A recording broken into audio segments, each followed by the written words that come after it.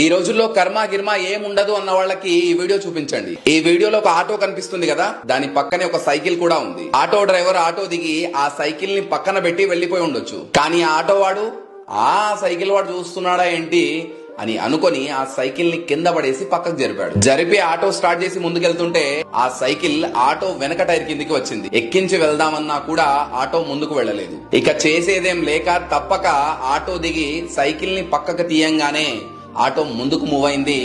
వేగంగా చెట్లలోకి దూసుకుపోయి పెద్ద గుంతలో పడిపోయింది. సైకిల్ ని మర్యాదగా పక్కకు తీసి ఉంటే ఇంత నష్టం జరిగేదా?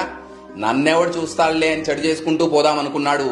అదే చెడు ఆటో వాడి మెడకు చుట్టుకుంది. ఇది కలియుగం. ఈ జన్మలో చేసిన పాపాన్ని ఈ జన్మలోనే అనుభవించాలి. అదే విధంగా వేరే వాడి ₹1 అన్యాయంగా గనక తింటే తిరిగి ₹100 చెల్లించాల్సి ఉంటుంది. మనం ఏది చేస్తే అదే మనకు తిరిగి వస్తుంది. మంచి చేస్తే మంచి, చెడు చేస్తే చెడు. కర్మ ఇక్కడ ఎవ్వరిని వదిలిపెట్టదు.